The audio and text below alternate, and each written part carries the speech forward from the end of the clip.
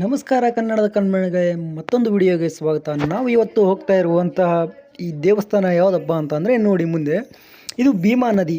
ಭೀಮಾ ನದಿಯು ಎಲ್ಲಿಂದ ಉದ್ಭವವಾಗುತ್ತದೆ ಅಂತಂದರೆ ಮಹಾರಾಷ್ಟ್ರ ಕರ್ನಾಟಕ ಮೂಲಕವಾಗಿ ತೆಲಂಗಾಣ ರಾಜ್ಯವನ್ನು ಸೇರುತ್ತದೆ. ಇದು ಎಷ್ಟೋ ಹಲವಾರು ರೈತರಿಗೆ ಆಸರೆಯನ್ನು ಮಾಡಿದೆ. ಕೃಷಿ ಭೂಮಿಯನ್ನು ಇದ್ದವರಿಗೆ ಬಹಳಷ್ಟು ಅನುಕೂಲವಾಗಲಿಕ್ಕೆ ಈ ನದಿಯು ತುಂಬ ಉಪಯುಕ್ತವಾಗಿದೆ. ಈ ನದಿಯು ಗತ್ತರಗಿ ಮೂಲಕ ಹಾದುಹೋಗುತ್ತದೆ. ನಾವು ಕೂಡ ಗತ್ತರಗಿ ಭಾಗ್ಯವಂತಿ ದೇವಸ್ಥಾನ ನೋಡಲಿಕ್ಕೆಂದು ಬಂದಿದ್ದೇವೆ.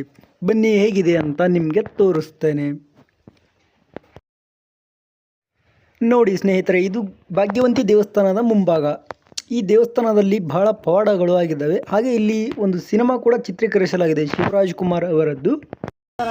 ನಾವಿಂದು ಶ್ರೀ ಗತ್ತರಗಿ ಭಾಗ್ಯವಂತಿ ದೇವಸ್ಥಾನಕ್ಕೆ ಹೋಗ್ತಾ ಇದ್ದೇವೆ.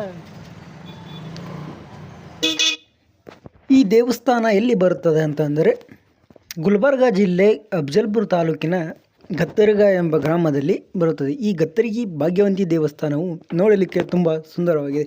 ಇದರದ್ದು ಒಂದು ಹಳೆಯ ದಂತಕಥೆಯೇ ಇದೆ. ವಿಜಯನಗರ ಸಾಮ್ರಾಜ್ಯ ಪತನವಾದ ನಂತರ ಅಲ್ಲಿರುವ ದೇವಿಯು ಈ ಭೀಮಾ ನದಿಯ ದಡದಲ್ಲಿ ಬಂದು ಇಲ್ಲಿ ನೆಲೆಸಿದಳು. ಹಾಗೆ ಭಕ್ತರಿಗೆ ಹೇಳಿದಳಂತೆ, ನಾನು ಇಲ್ಲೇ ನೆಲೆಸುತ್ತೇನೆ ಎಂದು. ಈ ದೇವಿಯು ಆನೆಗುಂದಿ ಅರಸನ ಮಗಳಾಗಿರುತ್ತಾಳೆ. ಮತ್ತು ನಾನು ಮೊದಲೇ ಹೇಳಿದ್ನಲ್ಲ, ಇಲ್ಲಿ ಶಿವರಾಜ್ ಕುಮಾರ್ ಅವರದ್ದು ಚಿತ್ರೀಕರಿಸಲಾಗಿದೆ ಅಂತ. ಆ ಚಿತ್ರದ ಹೆಸರು ಏನು ಅಂತಂದರೆ ದೇವರು ಕೊಟ್ಟ ತಂಗಿಯಲ್ಲಿ ಈ ಚಿತ್ರೀಕರಿಸಲಾಗಿದೆ. ಬೇಕಾದರೆ ನಾನು ಮೇಲ್ಗಡೆ ತೋರಿಸ್ತಾ ಇದ್ದೇನೆ ನೋಡಿ, ಆ ಫಿಲ್ಮ್ನ ಇಲ್ಲೇ ತೆಗೆದಿದ್ದಾರೆ. ಈ ದೇವಸ್ಥಾನವನ್ನು ಯಾರು ಖಾಸಗಿಯವರು ನಡೆಸಿಕೊಂಡು ಹೋಗುತ್ತಿಲ್ಲ. ಇದನ್ನು ಸರ್ಕಾರದ ಧಾರ್ಮಿಕ ದತ್ತಿ ಇಲಾಖೆ ಒಳಗೊಂಡಿದೆ ಈ ದೇವಸ್ಥಾನವು.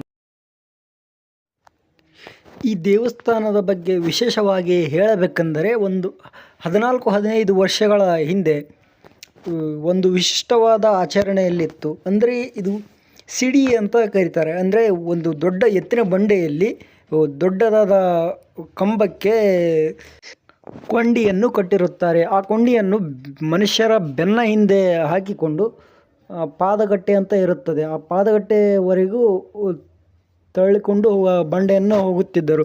ಇತ್ತೀಚೆಗೆ ಅದು ಸರ್ಕಾರ ಒಂದು 15 ವರ್ಷಗಳ ಹಿಂದೆ ಅದನ್ನು ನಿಷೇಧ ಮಾಡಲಾಯಿತು. ಬರೋಬರುತ್ತಾ ಸ್ವಲ್ಪ ತೊಂದರೆಗಳಾಗ್ತಾ ಇರೋದರಿಂದ ಅದನ್ನು ನಿಷೇಧ ಮಾಡಿ ದೀನ್ ನಮಸ್ಕಾರ ಅಂತ ಹಾಕ್ಸ್ಲಿಕ್ಕೆ ಸ್ಟಾರ್ಟ್ ಮಾಡಿದರು. ಆ ಸಿಡಿ ಬಂಡೆಯನ್ನು ಮುಂದೆ ನಾವು ಈ ವಿಡಿಯೋದಲ್ಲಿ ತೋರಿಸ್ತೇನೆ, ನೋಡ್ತಾ ಇರಿ. ಹೀಗೆ ಈ ರೀತಿಯಾಗಿ ಭಕ್ತರು ತಮ್ಮ ಹರಕೆಯನ್ನು ತೀರಿಸಿಕೊಳ್ಳುತ್ತಿದ್ದರು. ಅಂದರೆ ಬೇಡ್ಕೊಳ್ತಾ ಇದ್ರು, ನಾನು ಸಿಡಿ ಬಂಡೆಯನ್ನು ಆಡುತ್ತೇನೆ ಅಂತ ತಾಯಿಗೆ ಬೇಡಿಕೊಂಡು ಹರಕೆಯನ್ನು ಈ ರೀತಿಯಾಗಿ ತೀರಿಸ್ತಾ ಇದ್ರು. ನೋಡಿ, ಇದೆ ಒಳಗೆ ನಮಗೆ ಭದ್ರತಾ ಸಿಬ್ಬಂದಿಯವರು ಗರ್ಭಗುಡಿ ಒಳಗೆ ಹೋಗಿ ವಿಡಿಯೋ ಮಾಡಲಿಕ್ಕೆ ಬಿಡಲಿಲ್ಲ. ಅಂದರೆ ಅಲ್ಲಿ ರೆಸ್ಟ್ರಿಕ್ಷನ್ ಆಗಿರುತ್ತೆ, ಅದು ನಿಷೇಧವಾಗಿತ್ತು, ಅಲ್ಲಿ ಬೋರ್ಡನ್ನು ಹಾಕಿರ್ತಾರೆ. ನಾವು ಬರೀ ಇಲ್ಲಿ ಮುಂಭಾಗ ಒಳಗಡೆ ಅಷ್ಟೇ ತಗೊಂಡು ಪೂರ್ತಿ ಗರ್ಭಗುಡಿ ಒಳಗೆ ಹೋಗಲಿಕ್ಕೆ ಬಿಡಲಿಲ್ಲ. ದಿನಾಲೂ ಭಕ್ತರ ದಂಡು ಬರ್ತಾನೆ ಇರುತ್ತೆ. ಅಷ್ಟೊಂದು ಪ್ರಸಿದ್ಧಿ ಪಡೆದುಕೊಂಡಿದೆ ಈ ದೇವಸ್ಥಾನ. ಶ್ರೀ ಭಾಗ್ಯವಂತಿ ದೇವಿಯು ಅಷ್ಟೊಂದು ಪ್ರಸಿದ್ಧಿಯಾಗಿದೆ. ಮತ್ತು ನಾವು ದೇವಸ್ಥಾನವನ್ನು ಸುತ್ತು ಪ್ರದಕ್ಷಿಣೆ ಹಾಕಿಕೊಂಡು ಬರೋಣ ಅಂತ ಗುಡಿಯ ಹೊರಗಡೆ ಬಂದ್ವಿ. ನೋಡಿ, ನಾನು ಹೇಳಿದ್ನಲ್ಲ ಮೊದಲೇ, ಸಿಡಿ ಬಂಡೆ ಹೇಗಿರುತ್ತೆ ಅಂತಂದರೆ ಇಲ್ಲಿ ತೋರಿಸ್ತೇನೆ ನೋಡಿ. ಇದೇ ಆ ಸಿಡಿ ಬಂಡೆ. ಅಂದರೆ ಇಲ್ಲಿ ಹರಕೆಯನ್ನು ಇದು ಮಾಡ್ತಾರೆ. ಹಾಗೆ ಭಕ್ತರಿಗೆ ಮಕ್ಕಳಾಗದೇ ಇದ್ದವರು ಇಲ್ಲಿ ತೊಟ್ಟಿಲನ್ನು ಕಟ್ಟಿಬಿಟ್ಟು ಮಕ್ಕಳಾಗಲಿ ಎಂದು ಹರಕೆಯನ್ನು ಕಟ್ಟಿಕೊಂಡು ಹೋಗುತ್ತಾರೆ. ಅದಾದ ನಂತರ ಬಂದು ಇಲ್ಲಿ ಹರಕೆಯನ್ನು ಮುಟ್ಟಿಸುತ್ತಾರೆ. ಈ ದೇವಿಯ ವಿಶಿಷ್ಟ ಪವಾಡ ಹಾಗೂ ಮಹಿಮೆಗಳನ್ನು ಕುರಿತು ಸಿನಿಮಾ ಚಿತ್ರೀಕರಣವನ್ನು ಮಾಡಿದರೆ ಅದರ ಸಿನಿಮಾವನ್ನು ನಾನು ಡಿಸ್ಕ್ರಿಪ್ಷನ್ ಬಾಕ್ಸ್ನಲ್ಲಿ ಹಾಕಿರ್ತೇನೆ, ಹೋಗಿಬಿಟ್ಟು ನೋಡಿ ಬೇಕಾದರೆ. ಈ ದೇವಸ್ಥಾನಕ್ಕೆ ಕನಿಷ್ಠ ಏನಿಲ್ಲಂದರೂ ಸಾವಿರಾರು ಭಕ್ತರು ಬಂದು ಹೋಗ್ತಾ ಇರ್ತಾರೆ. ಈ ದೇವಿಯ ಬಳಿ ತಮ್ಮ ಆಗು ಹೋಗುಗಳನ್ನು ಹೇಳಿಕೊಂಡು ತಮ್ಮ ಕಷ್ಟ ಕಾರ್ಪಣ್ಯಗಳನ್ನು ತೀರಿಸುವೆಂದು ಬೇಡಿಕೊಂಡು ಹೋಗ್ತಾರೆ. ಹಾಗೆ ನಾವು ಈ ದೇವಸ್ಥಾನ ನೋಡಿಬಿಟ್ಟು ಹಾಗೆ ಭೀಮಾ ನದಿ ಒಂದು ಸಲ ನೋಡ್ಕೊಂಡು ಬರೋಣ ಅಂತ ಭೀಮಾ ನದಿ ಕಡೆಗೆ ಹೊರಟಿವು. ನೋಡಿ, ಈ ಭೀಮಾ ನದಿಯು ಮಹಾರಾಷ್ಟ್ರದಿಂದ ಉಗಮವಾಗಿ ಈ ಕರ್ನಾಟಕ ತೆಲಂಗಾಣವನ್ನು ಸೇರುತ್ತದೆ. ಈ ಗತ್ತರಗಿ ಭಾಗ್ಯವಂತಿ ದೇವಸ್ಥಾನಕ್ಕೆ ಈ ನದಿ ಹಾದು ಹೋಗುತ್ತೆ. ಹಾಗೆ ಈ ಗತ್ತರಿಗೆಯಿಂದ ಗಣಗಾಪುರ ದತ್ತಾತ್ರೇಯಕ್ಕೂ ಕೂಡ ಈ ನದಿಯು ಹಾದು ಹೋಗುತ್ತದೆ. ಈ ಗತ್ತರಿಗೆಯಿಂದ ಸಮೀಪವಾಗುತ್ತದೆ ಗಣಗಾಪುರ ದತ್ತಾತ್ರೇಯ ದೇವಸ್ಥಾನವು. ವೀಕ್ಷಕರೇ, ನಾನು ಒಂದು ಕೇಳಿಕೊಳ್ಳುವುದೇನೆಂದರೆ, ಈ ನದಿಯಲ್ಲಿ ಬಟ್ಟೆ ಅಥವಾ ಇನ್ನಿತರ ವಸ್ತುಗಳನ್ನು ಇಲ್ಲೇ ಬಿಟ್ಟು ಹೋಗ್ತಾರೆ. ಅಂದರೆ ನಮ್ಮ ಕಾರ್ಪಣ್ಯಗಳು ಇಲ್ಲೇ ಇದಾದ ಅದನ್ನೆಲ್ಲ ಮಾಡಬೇಡಿ. ಯಾಕಂದರೆ ಈ ಮಲಿನವಾಗ್ತವೆ. ಈ ನೀರೆಲ್ಲ ನೋಡಿ, ಇಲ್ಲಿ ಬಟ್ಟೆನೆಲ್ಲ ಅಲ್ಲೇ ಜಳಕ ಮಾಡಿಬಿಟ್ಟು ಅಷ್ಟೇ ಬಿಟ್ಟು ಹೋಗಿಬಿಡ್ತಾರೆ. ಜಳಕ ಮಾಡಿ ಆದರೆ ನಿಮ್ಮ ಎಲ್ಲ ಬಟ್ಟೆಗಳನ್ನು ನಾವೆಲ್ಲ ತೊಗೊಂಡ್ಬಿಟ್ಟು ಹೋಗಿ. ಇಲ್ಲೆಲ್ಲ ಹಾಕೋದ್ರಿಂದ ಕಷ್ಟಗಳ ಪರಿಹಾರ ಆಗ್ತದೆ ಅಂದರೆ ಏನರ್ಥ? ಇಲ್ಲೆಲ್ಲ ಮಲಿನವಾಗಿ ಹೋಗ್ತವೆ ನೀರು. ಇದೊಂದೇ ನಾನು ನಿಮಗೆ ಕೇಳ್ಕೊಳ್ತಾ ಇರೋದು. ಹಾಗೆ ಇನ್ನೊಂದು, ಇಲ್ಲಿ ₹1, ₹5 ಈಗೆಲ್ಲ ನಾಣ್ಯಗಳನ್ನು ಗಂಗೆ ಪಾಲ ಮಾಡ್ತಿರಲ್ಲ, ಅದು ಮಾಡೋದ್ರಲ್ಲಿ ಯಾರಾದರೂ ಹೊಟ್ಟೆ ಹಸಿದವ್ರಿಗೆ ಅದನ್ನೇ ಊಟದ ರೂಪದಲ್ಲಿ ಕೊಡಿಸಿ. ಈ ರೀತಿಯಾಗಿ ನೀರಲ್ಲಿ ದುಡ್ಡು ರೊಕ್ಕ ಹಾಕಿಬಿಟ್ಟು ವ್ಯರ್ಥ ಮಾಡಬೇಡಿ ಅಂತ ನಾನು ಹೇಳ್ತಾ ಇರೋದಷ್ಟೇ. ಭೀಮಾ ನದಿಯನ್ನು ನೋಡಿಬಿಟ್ಟು ವಾಪಸ್ ಬಂದ್ವಿ. ಬರೋಷ್ಟರಲ್ಲಿ ಸ್ವಲ್ಪ ಹೊಟ್ಟೆ ಹಸ್ತಿತ್ತು. ಹಾಗೆ ದಾಸೋಹ ಕೇಂದ್ರಕ್ಕೆ ಹೋಗಿ ನೋಡಿದ್ವಿ.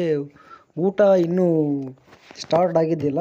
ಅಲ್ಲಿ ಊಟ ಮಾಡುವ ಭಟ್ರು ಹೇಳಿದ್ರು, ಬನ್ನಿ ತೋರಿಸ್ತೇನೆ, ಇದೆ ಬೇಕಾದ್ರೆ ಲೇಟಾಗಿ ಬನ್ನಿ, ಇದೆ ನೋಡಿ ದಾಸೋಹ ಕೇಂದ್ರ ಅಂತ ನಮ್ಮನ್ನ ಆತ್ಮೀಯತೆಯಿಂದ ಮಾತಾಡಿಸಿದ್ರು. ಹಾಗೆ ನಮ್ಮೂರು ಎಲ್ಲ ಹೆಸರನ್ನು ಹೇಳಿದ್ರು. ನಾನು ಅಲ್ಲಿ ನಿಮ್ಮೂರ ಜಾತ್ರೆಗೂ ಬಂದಿದ್ದೀನಿ ರೀ ನಾನು ಅಂತ ಹೇಳಿದರು. ಅಷ್ಟೊಂದು ಆತ್ಮೀಯತೆಯಿಂದ ತುಂಬ ನಮ್ಮೂರು ತಮ್ಮೂರು ಅನ್ನೋ ಭಾವನೆಯಿಂದ ಮಾತಾಡಿದ್ರು ಅವರು. ನಮ್ಗೆ ತುಂಬ ಖುಷಿ ಆಯಿತು. ಹಾಗೆ ಹೇಳಿದರು, 11 ಗಂಟೆಗೆ ಊಟ ಸ್ಟಾರ್ಟ್ ಆಗ್ತದ್ರಿ ಅಂತ ಹೇಳಿದ್ರು. ನಾವು ಬೆಳಗ್ಗೆ 6 ಗಂಟೆಗೆ ಬಂದಿದ್ವಿ. 10:15ಗೆ ಇಲ್ಲಿ ಬಂದು ನೋಡಿದ್ವಿ. ಅವ್ರು ಹೇಳಿದರು, ಇನ್ನೊಂದು ಅರ್ಧ ತಾಸು ಆದಮೇಲೆ ಬನ್ನಿರಿ, ಇಲ್ಲಿ ಊಟ ಅಲ್ಲೇ ಸ್ಟಾರ್ಟ್ ಆಗ್ತದೆ ನೋಡಿ ಅಂತ ಹೇಳಿದರು. ಅಂದಾಜು ಏನೇ ಇಲ್ಲ ಅಂದರೂ ದಿನಕ್ಕೆ 2,000 ಭಕ್ತಾದಿಗಳಿಗೆ ಊಟದ ವ್ಯವಸ್ಥೆಯನ್ನು ಇರ್ತದೆ ಅಂತ ನೋಡ್ರಿ. ಹಬ್ಬ ಹುಣ್ಣಿಮೆದಾಗ ಸ್ವಲ್ಪ ಜಾಸ್ತಿ ಜನ ಬರ್ತಾರಂತೆ. ಹೊರಗಡೆ ಬರುವಾಗ ಅಲ್ಲಿ ಹಪ್ಪಳ ಮಾರುವವರು ಕುಂತಿದ್ರು. ಹಾಗೆ ಒಂದು ₹10 ಕೊಟ್ಟು ಒಂದು 3 ಹಪ್ಪಳ ತೊಗೊಂಡ್ವಿ. ಸುಮ್ಮನೆ ಟೈಮ್ ಪಾಸ್ಗೆ ತಿನ್ನೋಣ ಅಂತ ತಿಂತಾಯಿದ್ದೀವಿ. ನಾನು ನಮ್ಮಕ್ಕ ಇಬ್ಬರು ಸೇರಿ ಬಂದಿದ್ವಿ ದೇವಸ್ಥಾನ ನೋಡಲಿಕ್ಕೆ ಅಂತ ಹೇಳಿಬಿಟ್ಟು. ಏನೇ ಹೇಳಿ ಫ್ರೆಂಡ್ಸ್, ಈ ಥರ ದೇವಸ್ಥಾನ, ಗುಡಿ ಗುಂಡಾರ ಹೋದಾಗ ಇನ್ನೊಂದು ಒಂಥರ ಮಜಾ, ಎಲ್ಲೇದು ಖುಷಿ. ಒಂದು ಹಪ್ಪಳ ತಿಂದು ಮುಗಿಸೋವಷ್ಟರಲ್ಲಿ ಅನ್ನದಾಸೋಹ ಸ್ಟಾರ್ಟ್ ಆಗಿದೆ ಬನ್ನಿ ಅಂತ ಕರೆದ್ರು. ಹೋಗಿ ಊಟ ಮಾಡೋಕೆ ಅಂತ ಕುಂತ್ಕೊಂಡಿದ್ದೀವಿ ನೋಡಿ.